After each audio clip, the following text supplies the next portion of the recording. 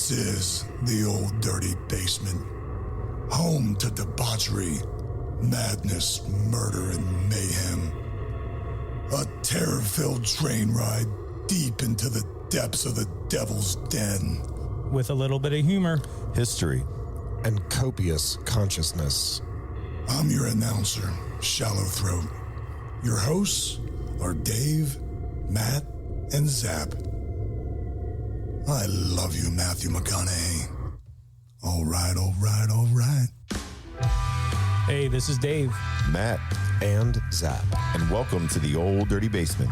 where every week we cover a true crime. Murder, Or compelling story. So sit back. relax. And comprehend. Hello and good evening, everybody. Welcome to the Old Dirty Basement. I am Matt. With me always is Dave Hey, what's up? Hey. Well, and Zap. That's Zap over there. Yeah. sorry, there it goes. Sorry, I was too punchy. Yeah. I didn't know what I was saying either. I was waiting for one of you guys There to was a talk. pause there. I thought you were having a stroke for a second. What you were doing? Yeah, I stroked out real quick. Yeah, A little something different tonight, huh? Yeah, Little- we had little something on the basement. we had a nice interview with Earl David Reed, who, especially if you're from Pennsylvania, central Pennsylvania, I'm sure you're aware of Earl David Reed, great comedian. If you have a chance to see this guy, definitely check him out. Yeah, don't sleep on that. If you hear or see anything about EDR coming to town, Earl David Reed is a must-see. That guy is hilarious. Yeah, definitely. Yeah, he has a whole site. Get on it. I'm not quite sure. Dave has the info Oh, yeah, on that. I'm gonna put all the links and stuff in the episode information. So just wherever you're at, Spotify, Apple, Google, Yeah, all those good ones. Google, Earl David Reed, and get where he's going to be, places he's going to be at around here, around Central PA. Also, I think he's in Connecticut. Mm-hmm. So yeah, it's a good little trip up there. Yeah. Show of hands for all of our listeners to see. Who's seen Earl David Reed live? All right. Look Yeah. at that. Well, yeah. as Meatloaf said, 2 out of 3 ain't bad. 2 out of Yeah, 3. don't be sad. I could have sworn, Matt, you were with me and Michelle when we saw him. Wait, did we go with the? Oh my gosh, yes, At the yes, Comedy yeah, Zone. the Comedy Zone. Yeah. Jesus So, Christ. 3 for 3. Let Yeah. that be me. Man, you did stroke out. Now, Yeah, Zap, you saw him at a legendary spot. I did at the Middletown Moose. Yeah. And now I'm telling you, dude, that goes back. That I'm goes gonna have way to. back. I'm gonna have. Why didn't you ask Earl about that? Yeah. All right. The thought did cross my mind, but I'm sure he has been to so many countless little flea bag, shit bag clubs or VFWs up, yeah. or whatever. In fact, on his way up, Right. that sure, you name Tom, Dick, and Harry Saloon, he'll say yeah, sure, fuck it, I was there, not really knowing whether he was. Right. Because like where Matt and I, I'm almost positive you were there, Matt. I was. I remember It now. was the Harrisburg Comedy Zone at the time. It was a really nice venue. I think they're still operational, but it's maybe called something. Or maybe it is still Harrisburg Comedy Zone. I don't know. But it's a nice venue. It was cool, and that was one of the first times that I had seen stand up live. And there is something totally different. And we talked to Earl about that, and he brings it up. When you see a good comedian live, and you're with that, kind of like when you go see a movie. You ever go see like a great movie and the crowd collapse and Absolutely. and it's like an experience. That's kind of what I felt when I was there. It was electric in that room. I think my dad told me we were going to see Bill Cosby. That was the reason I was confused. That guy's that good. Yeah. Yeah, it was a great show. I mean, his show was the first show I'd ever seen live. Oh, really? For Stand-up? for a stand up, and it's his style, and I know we talk about it in the interview, but man, it is something special. He is so quick witted. Yes. It's mind blowing how quickly he can read a crowd, and I know we touch on it a bit, but when we talk to him, I've got to believe that there's something. He's got to have cliff notes. I mean, if he doesn't, he's truly a genius. And by cliff notes, he's, okay, if I see a bald guy, I'm going to say this. If I see a woman with, big cans, I'm going to say this. Right. If I, and so on and so on and so on. It's like maybe that he has some kind of, outline that he already has in his head. But if he doesn't, my God, that guy's a genius. See, I mean, he is. It's amazing how quickly it comes, Yeah, it's funny. When I was in Kentucky with my wife, she went there to see a friend of hers. And they had the idea they were going to go to a comedy show. So my wife's friend, she couldn't bring her husband along because he was working. Mm-hmm. So it was us 3. And we go out to dinner. Then we get to the comedy club. Her friend realizes she left her purse at dinner. So they leave the table. So it's me sitting there by myself At a comedy show. at a comedy club. Jesus. and Huge target. Yeah. And I'm only about like 4 rows back, at the Right. table there. They're bringing like, entrees and drinks. I'm sitting there by myself. Oh, Yeah. man. And then, the one comedian is looking at me, was like, hey, What's with this guy? yeah. He's like, what the hell are you some kind of like killer? Like, so he's like, who are you here with? He's like, Yeah. you've been sitting there by yourself for the last 10 minutes. I was Yeah, like, bad gas or something. that's what I was like. My wife and her friend just went to get there. He's like, oh Yeah, yeah, okay, likely buddy. story, yeah. yeah. So it was funny, The but one from Canada. That's yeah, right. exactly. It's one of those things too, like when you're at a show, like for instance, Earl David Reed, because he picks the crowd apart. I was there and we talked about it with him the first time. My mom and dad were there, and my mom knew how he operates, and she sat us right up front, and my dad was there, and he got on my dad pretty good. I mean, like he said, it's all in good fun. And people really enjoyed it, man. He's just great. But you also don't want to get up and have to go to the bathroom in the middle, like somebody said. Right, I get you. No, Yeah. definitely not. Yeah, because he'll get you on your way out. Him or other comedians that work that way, That's one thing I wanted to ask Earl about. Like, how do they approach hecklers and stuff like that? Because you see stuff on YouTube or TikTok when these hecklers like say this stuff. Like, what do they do? They try to like take it with a grain of salt, or they sometimes like lash back at them. Yeah, he had a good bit. I listened to some of his comedy today. So if you go on like Spotify, for instance, they have 2 of his comedy CDs.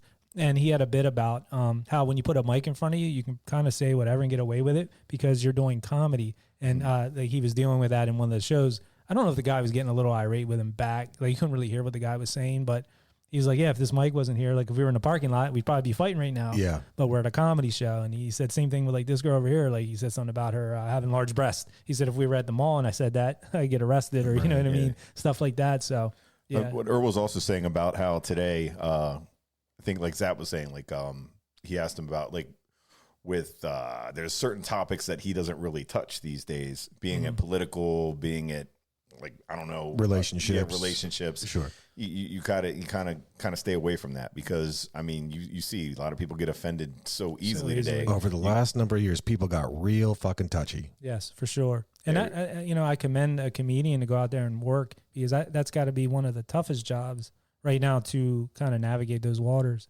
and just play the room and see. Absolutely. Yeah. But so we hope you guys enjoy this coming up. This is Earl David Reed, and you guys got anything else in closing before we get into it? No, let's get into this, man. I can't wait. Yeah, let's check it out. Here we go, Earl David Reed. Hey, this is Dave Matt. And Zap. with the Old Dirty Basement Podcast here with special guest Earl David Reed. How's it going, Earl? Good. How you guys doing? All right. Awesome, Yeah, doing good. enjoying this beautiful weather we're having here. Yeah, for Yeah, sure. and that's something. Yeah. So Earl, yeah, man, big fan of you, man. I've seen you many times. I have a cool story with your stand-up. Years ago, my mom got tickets to a show, and her and my dad at the time were probably in their like mid-60s, and sat us right up front. And just because she knew my dad would be a nice little target for you, and you had a heck of a time with my dad up front, man. It was great, and like it's just like one of the first memories I have of seeing like a live stand-up show. So that's like, Yeah, I tell you what, it's stand-ups could become a little bit dangerous nowadays. With content and people's reaction, and like now, like people always say, "What do you do?" And I say, "I'm not really picking on you. You're giving me something, and I'm working with it." Okay. Right. That's how I usually do it. I'm not going to sit there and go, "Hey, you're stupid, you're ugly," or whatever. You give me something, and then I work with it. Sometimes people interpret that to be kind of a funky thing, but now. Now you get people that get pissed off and yell, and I haven't had any issues yet. Not to say that there wouldn't be down the road. Cool. Have you got a question? Well, no. In fact, so much of this, what we just said, makes so much sense, right? So everybody is super sensitive these days, like uber ultra sensitive. And I remember seeing you live as well, not unlike Dave and his family. I guess my question is, what got you into the brand or style of comedy that you do, where you basically, and look, it's genius, it's hilarious, where you just go, you will pick apart every member of that audience and you'll do it all night.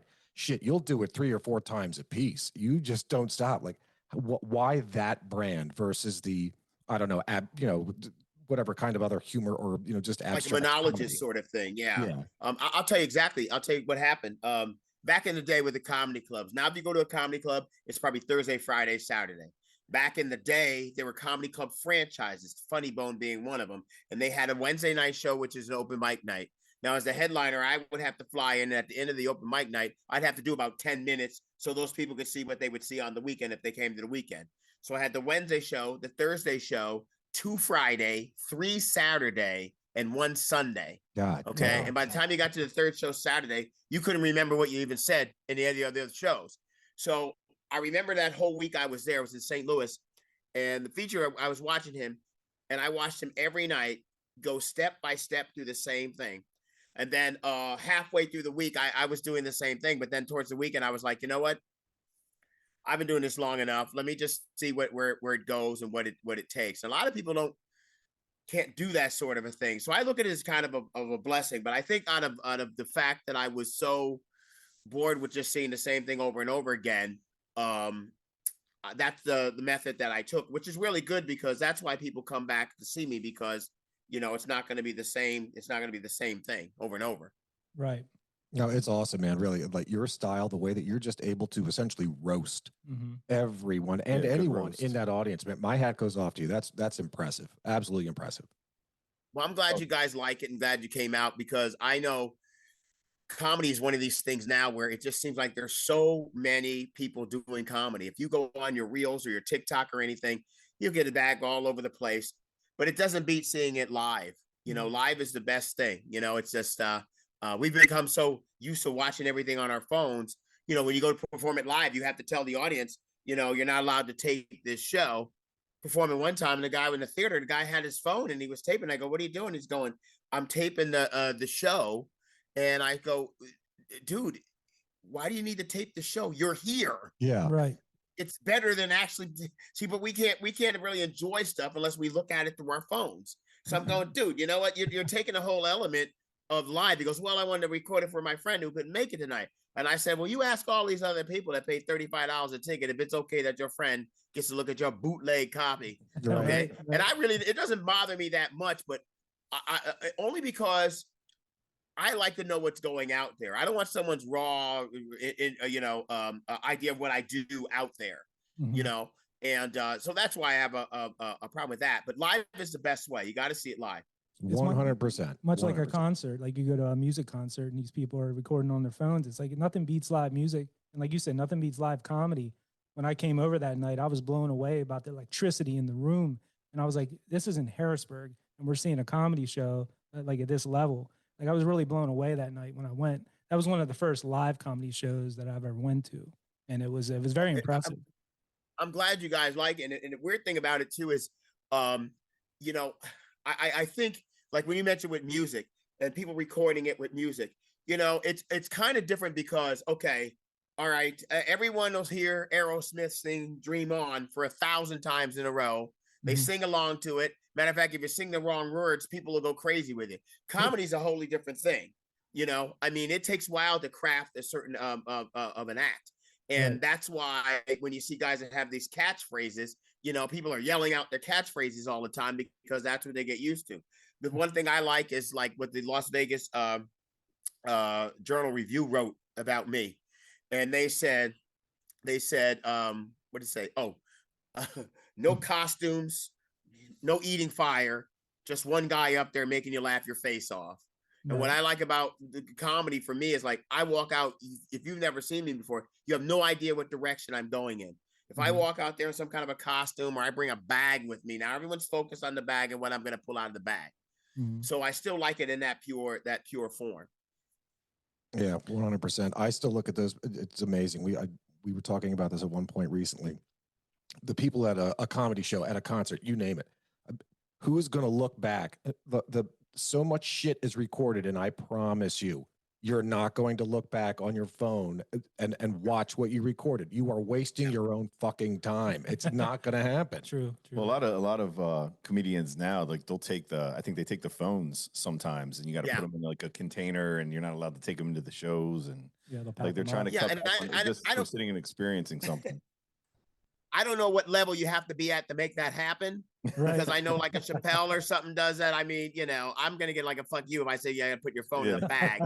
But, I just don't understand how we've gotten to that point. But then there's a lot of comedy out there and you can see little clips of it here and there and stuff. But, and The only thing about it is, even though there's a lot of it out there, there's a lot of bad out there.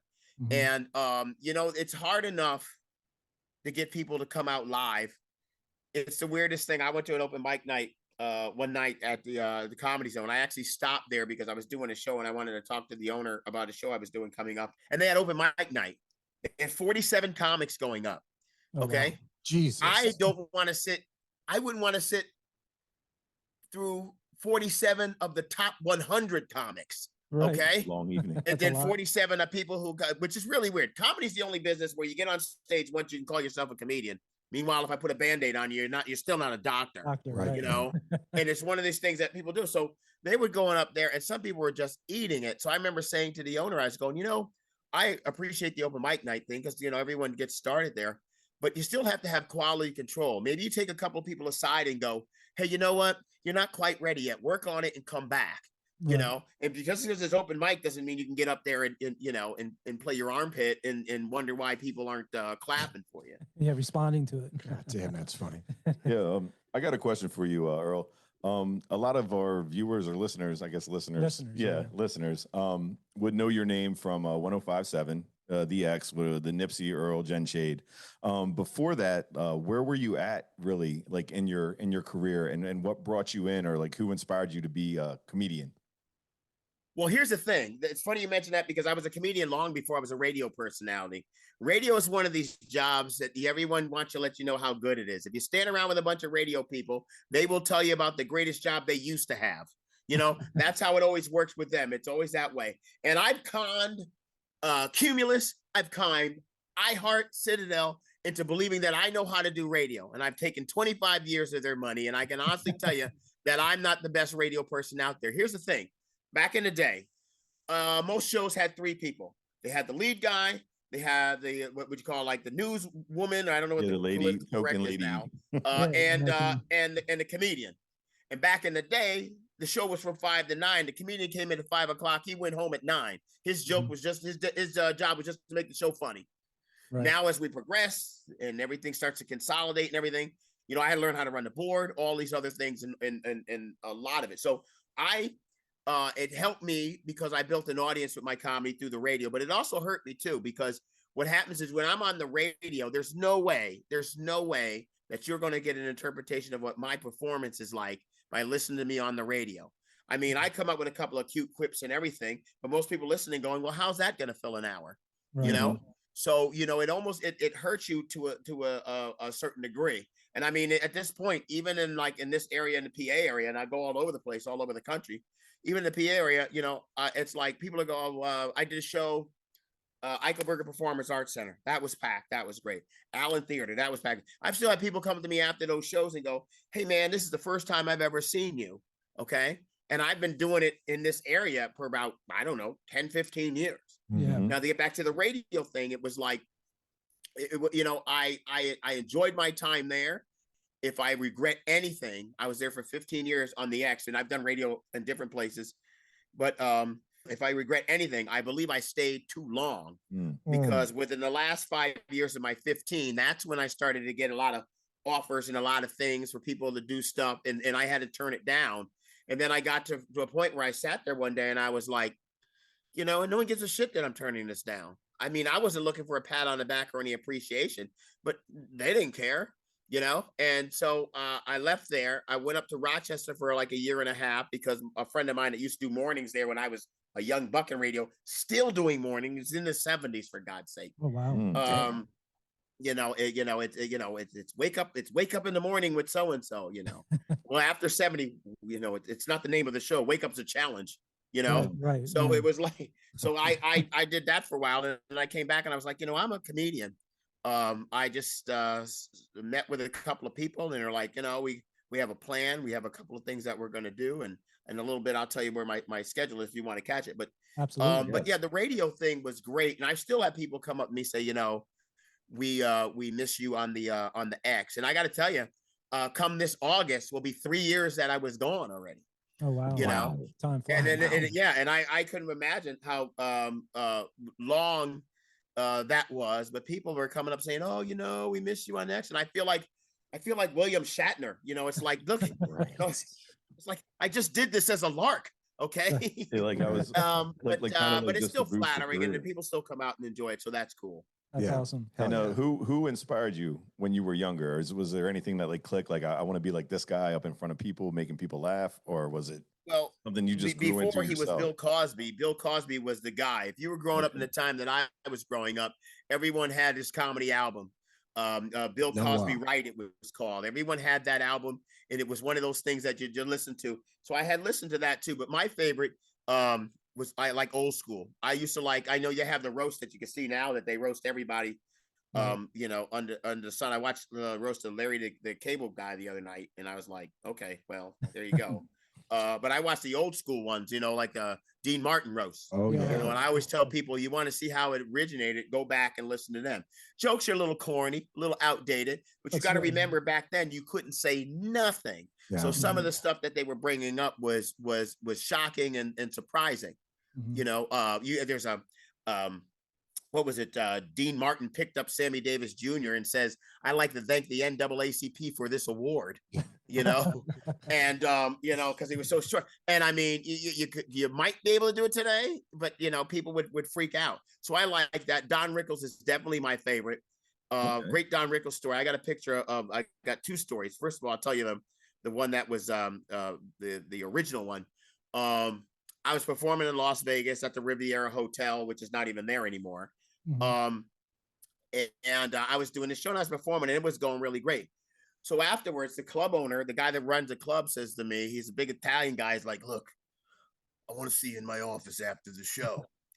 You know, now the day before, it was a Friday. So the day before, the Las Vegas Review Journal Review, which whatever it is, it wrote an article saying that they came out and they saw me and they put me as one of the things to see in Vegas, one of the acts to see in Vegas, which, you know, there's a lot of shit going on in Vegas. So the Yeah, fact that's that they kick even ass, mentioned man. That's awesome. is Yeah. something else. And they said Earl David Reed, come out to Earl David Reed is an urban style Don Rickles. Okay. And I was like, my agent at the time says, you know, that's flattering to be mentioned in the same name as some other person. Now, look, I'm not that guy, you know, but I really admired him in his work. So that Saturday night, it was strange because the owner was said, "Hey, I want to meet you in the office." And oh, by the way, the guy that was running the club at that time, who makes it even more scarier, is his name was Steve Sharippa. And Steve Sharippa was one of the guys from The Sopranos. He Sopranos, played yeah, I was gonna say, I know Bobby that, from The yeah. Sopranos. He's running the comedy club. So it's just Wow. really weird how it all worked out. So he's like, "Yeah, I want you to come back." I go back in the office and I'm sitting there and I walk in there and Don Rickles is reading a newspaper. He's got it up over his face. No shit. So he obviously sees me come in and he goes, "Oh my goodness, an urban style, Don Rickles," he's saying. And then he and he says, "Mr. Reed, this is Don Rickles." He pulls the paper down. He goes, "Oh my God, he's black." He says, and he goes, he says, "I just kid you." So he goes up and he gives me a hug. And after he gives me a hug, he goes like this. He's patting himself down, you know, checking for his wallet. Yeah. So, okay, now just funny. I mean, just so funny. But the newest one is he was coming to perform at the Sands in, like, is it Allentown up there? They have the Sands Hotel. For the hotel. So yeah. I went there, and next thing I was in the front row, and he called me up on stage. Nipsey and I had went to the show, and Nipsey recorded me up on stage with him and stuff. And he goes, "What just happened here?" And I was like, man, it was just great because it was legendary. This is right before he died, because I had seen him a couple of times, but this time he was sitting down in like a recliner. You know, they ran some footage of him, and while it was dark, they walked him out there, and he sat in this recliner and stuff. So he's a pretty big influence. You know, when you look out today, I think the top three today, Chappelle, Chris Rock, and Bill Burr, I think is really good. Bill Burr is one of these guys that's saying what he needs to say, and for some reason, no one's getting mad at him. Yeah, But Bill it's Burr's funny. great, too. Yeah. So Matt does you mentioned Bill Cosby. Matt, now's the time to try it out. This guy's a professional. Hit him with your Bill Cosby once. Oh, You hear it, see what he thinks. No, This is like being home for the holidays. That's about it. Yeah, go ahead. No, What need to get the jello pudding? not bad, not bad. That ain't bad. You got to do you. It's terrible. It's terrible, but these guys, it's funny. Oh my sometimes. God. It's funny. No, but yeah, I wanted. I think everybody has one good impression that they can do. You know, They so. do, yeah. Yeah. But that's good. You can take that. But that'll work. You just That'll said work. good. Well, he said one. Was that it? I think so. I That think was the one. Oh, okay. That's your one. Okay. Yeah. I just have one other question I wanted to ask you. So you do comedy, like you said, all over the country. So do you find that like when you go in and you'll work the crowd and like pick people out, do you kind of have an idea in your head of what you're going to go with based on individuals, or is that just all like off the top of your head? And then also, do you have to change it up based on the crowd and where you're at? And I guess people are different everywhere. Is everybody pretty much the same? Can you do the same comedy? It's really weird because, you know, like when you go to some of these crowds now and some of these audiences and stuff, I think everyone wants to laugh. I think everyone is ready to laugh. You know, you go to a comedy club now. Comedy clubs are one of the few things where people go, they'll call up the comedy club and they'll say, hey, I don't know, Earl David Reed is performing this week. And they go, oh, is he any good? You know, and you know, like the club books people that aren't good. Like there's a good week and there's a bad week. You know, it's like going to the restaurant and going, oh yeah, you know, we want to try our steak. Well, is the steak any good? No, it's not good at all. We're trying to push the steak. You know, it's like it's the strangest thing. But I think people are basically the same. I haven't, like I said, the way I perform, you know, if you see my show, it's funny and then it's motivating. And then you'll even cry at one point, and then it's funny again. So it takes you the whole gambit of everything because basically my act is like who I am, and that's why I never really get tired of it because you know I know what I'm capable of doing it, and I don't consider myself a great joke writer at all. I think I'm more of an entertainer than anything else. I'm a piano away from being the dueling pianos basically. You know, right. Yeah, I did read some things that says about your improv, like you're very improvisation, like you can read an audience, read a crowd, and you really bring that into your comedy routine, which is pretty cool. Well, you know, it's funny because when it comes to these crowds now, and I always tell other comedians too, it's like you get an act, okay? First of all, you get 10 minutes to 15 minutes so you can host the show. And then you get maybe 30 minutes so you can feature the show. You work up to an hour to be a headliner, you know, and then, and that's how it all seems to work. But I always tell people, you know, it's funny. It's not about the joke. It's about knowing what audience could take what joke. In other words, let's say you have 50 jokes. Okay. Some people will just go out and no matter what the audience is, they'll ram those 50 down their throat. Okay. Whereas I'd say, okay, I know what I'm going to say and I have this in my mind. And then I just give them what they'll take, you know, because sometimes, you know, maybe the audience doesn't want all 50. Maybe they'll take your 30, you know? Mm-hmm. And so it's about reading the audience and seeing how much they can take. But, you know, and I know comedians that just get up there and they just F-word it the whole time. And that seems to be the thing. So it's like, you know. Yeah, so it's amazing you should say that. I'm thinking this whole time, you know, as you know, have spent so much time in Pennsylvania, you certainly recognize, at least from a general, I don't know, dare I say, a political background, Pennsylvania's a T, right? So the middle up to the left and to the right is you know, conservative, but then you have Philly and Pittsburgh, which is, you know, more the Democratic or like the basically like liberal versus, you know, conservative. So when you talk about reading an audience, you're not going to go to bumblefuck central Pennsylvania, upper, you know, northern central Pennsylvania and have the same jokes as you otherwise would in, let's say, a Philly or a Pittsburgh or maybe even in Allentown. Question mark. You might be able to. It just depends on what your delivery is. Like, first of all, when it comes to politics, I really don't do politics. It's so bad now that if you go to a theater show to see me, I was at the Palladium in Clearwater, Florida, and they had my name and the whole thing and all this stuff and everything. And then they had a little asterisk up there, and in the corner of the asterisk, which I asked them to put it said no politics.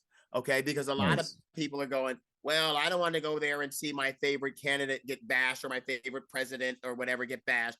And it's so weird because, you know, there was a time in this country, if you go all the way back to like, was it Will Rogers and where they lampooned politicians in politics and everything. And Chevy Chase falling down the stairs in the original Saturday Night Live as Gerald Ford, and things, and now, I don't know how we got all so sensitive about people who don't even know you're alive. I don't understand that. It's almost worse than sports teams. Good point. Very good point. Crazy. So I noticed on Instagram you follow Stone Saunders. I guess you have a relation with him or his dad, maybe friends. And we're all three McDevitt alumni and graduates. Oh, look at you. Yeah. Yeah, we actually live like 5 minutes from there. So looks like a promising quarterback. Looks like he could turn into something. Like to switch gears here, just talk about that. Well, I'll tell you what. Here's the interesting thing about Stone Saunders and Steve Saunders and Emily and just the whole family is just amazing. I met Steve a long time ago. I used to live in Elizabethtown when I first came here, and he used to run Elizabethtown Fitness long before he got caught up in the power trains, the training areas that are around here, up and down the East Coast too. By the way, he just finished his gig, strength and conditioning coach for the Ravens. But I met him a long time ago, and I remember it was the weirdest thing. I remember Steve coming into the gym and Emily coming into the gym and carrying like Stone in a basket. He was like in this little basket because he was a baby. It never made me feel older than anything. If I known that, I would have worn my Bishop McDevitt state champion shirt. I'm a big fan now. Because I was I went to the state game. I was there, and I remember saying to him before, he goes, Earl, you're going to come to my game. I go, when is it? He goes, it's December 4th. I said, it's cold in December. I said, I'll tell you what, I'll show up, but can you throw some touchdown passes quick so we can get out of there? Because I don't want to freeze. Yep. So I'm there all overdressed and everything. First play off a scrimmage across the middle to Rico Scott, touchdown. Okay. Damn. But he's really talented. I can't think of a better position for a kid to be in, to have a father like Steve that knows the sport, knows it from the coaching angle, the playing angle, the whole thing. He knows how that whole thing works. I mean, think of some of these kids that you see that are really, really good, that just have like everyday parents and don't know how to deal with this or who to talk to or have it to keep your head on straight.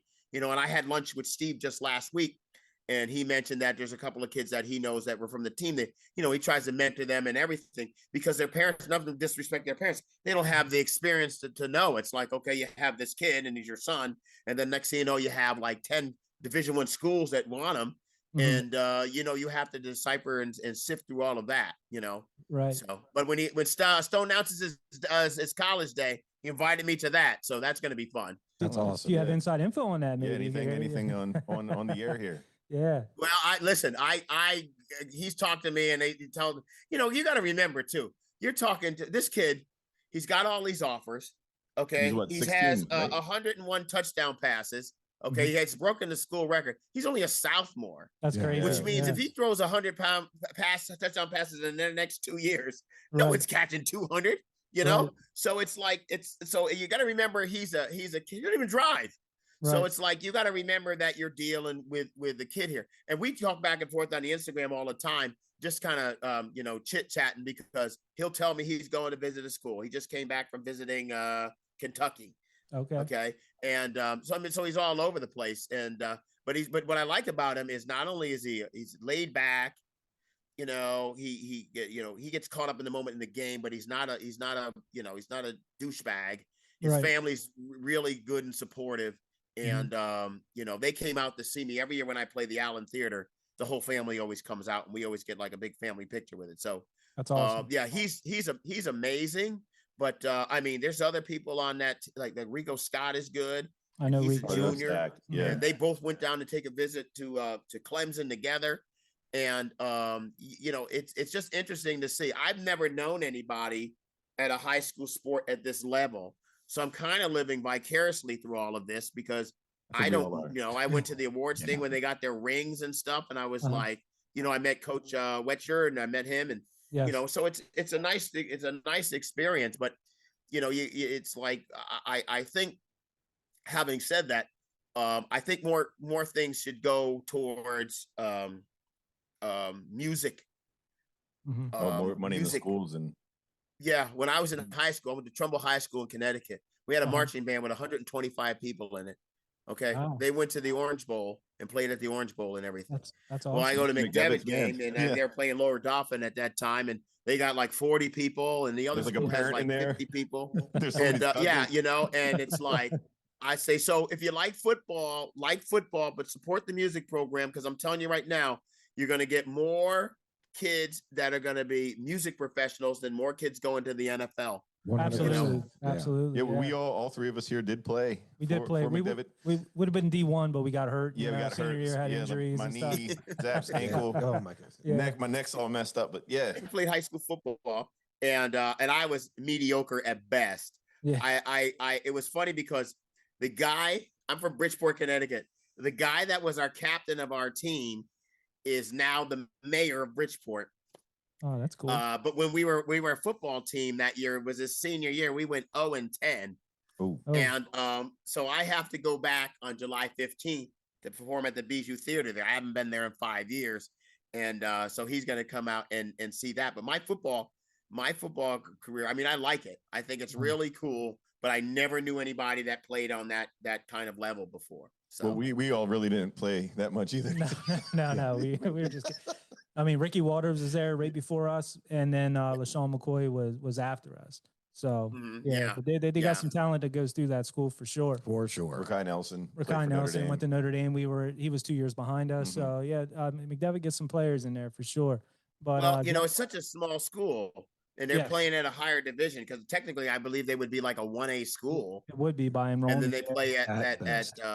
4A, and and when they beat Altoona, that was just no, excuse me, not Altoona, Aliquippa yeah. for the state. That was just amazing. I mean, it was just really amazing, and so it was good to see at that level. Yeah, he's a good kid, and I wish him best. Were you always into fitness? Because I know you're pretty ripped. Were you always into weightlifting? Well, I know, and I'll tell you what, I used to be about 260 pounds. I was overweight for the longest time. If I could have done it over again, I would have, because you lift for football when you're in high school, but what is that? It might be better now, but back then it was just, you just went through the motions and stuff. But I compete Masters division. I won Mr. Pennsylvania 2 years ago. And then I'm getting ready to do another show July 29th in Jersey. I think that's the North Americans or something like that. So I'll do that. But listen, I don't play any softball. You got these guys that are around like 6 or 7 teams, and their battering average, which is really douchey. Okay. It's like, dude, it's like, I'm batting 333. And I go, yeah. And tomorrow you're still going to be putting nuts and kisses over there in Hershey. So don't get too happy about your batting average. Yeah, they're batting. Don't quit your day job. They're batting 333. He's benching 333. That's right. What's funny, so I was like, because I had heart failure, and I'll tell you what, and when I was in the hospital, I was there for like 9 days, and my Chaz Wardle's my trainer, probably the best trainer there is, and he does a lot of judging for NPC, and he does goes to Olympia and all this stuff, and he does, and I wasn't taking any phone calls, and I wasn't letting anybody know I was in the hospital because I had shows that were scheduled, and I didn't want anyone to think I would be canceling. Right. So I didn't mention anything about it. But I remember Chaz calling me up, and he says, when are you getting out of there? And I said, I'm getting out of there on, it was like Sunday I was getting out. I'm getting out on Sunday. He says, all right, rest up Monday. I'll see you Tuesday. So I went in there Tuesday, and we just tested the strength thing and everything, because he's like, listen, it's easy to sit there and do nothing and feel like you can't do anything, and because I said, listen, if anything ever happened to me, I want something to happen to me while I'm doing something. Okay. I don't want to be sitting in the chair and then just, I want to be doing something, Active, yeah. and, but yeah, so I take that relatively serious. But I beat up a relative for a Reese's peanut butter cup. Yeah, me too. Hell Me too. yeah. Let me tell you, those things are great. Earl, we got about 6 minutes left. Because this is going to cut off. We got like a 40-minute limit, I guess, on Zoom for whatever reason. But I wanted to ask you if you want to promote anything coming up, like shows, like people look. Now we have listeners all over, so anywhere you're going to be, anywhere you want to promote. Oh my goodness. Okay. Let's see. Coming up, some of the bigger things are coming up on this Saturday night. I will be in Bethlehem, Pennsylvania, Steel Stacks at the Art Quest. I'll be there. On the 13th, I'll be in Chambersburg. If you go on my site, it's all there. The Appel Center in York. That one's almost sold out. So you might want to check that out. Okay. If you're in Connecticut, July 15th, the Bijou Theater there. Also Mickey's Black Box in December 1st, which is a really sweet gig there, and we might be filming that night. Awesome. But yeah, if you follow me, I'm telling you, you'll see everywhere that I'm gonna go. Also, man, please just come out, get some laughs, man. It's like the hardest thing to do with this gig is like you're not really like a household name, so every day is promote, you know. That's awesome. But I'm telling you, you're not going to be disappointed if you come out to see a show. I can actually guarantee that. Awesome. Yeah. I actually listened a little bit today, your old bits like on Spotify and stuff.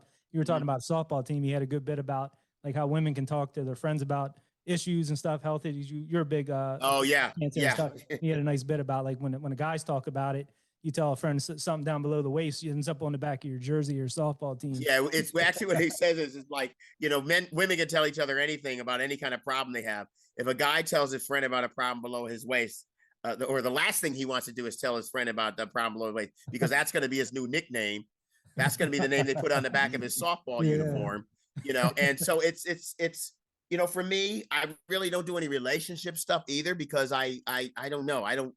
You know, my relationship life is relatively boring. You know, everyone has, you know, my girlfriend hates when whatever. It's like, okay, we get that. So, no.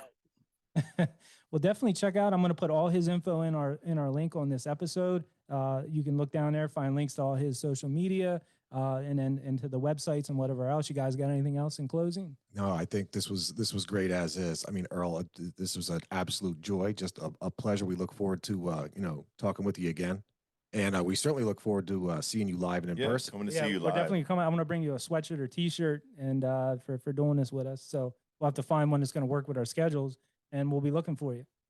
Yeah, find it. Let me know if you're around May 20th, because I can grab you guys a pair of tickets for the Appel Center down there, and then May 20th. That's on the Saturday. Awesome. Let me know, and I'll be able to hook you up. Awesome, nice. Man. I will shoot you a message on Instagram, and we'll keep in touch, man. I appreciate this so much. This is huge for us. Like I said, big fan of yours, stand up, everything else you've done. And I appreciate it. So thanks again. Gentlemen, I appreciate the opportunity. And anytime you want to do it again, we're good. Awesome, Earl. Looking forward to it. Awesome, my man. Thank you. Awesome. Have a great night. All right, thank you. See you. Yep.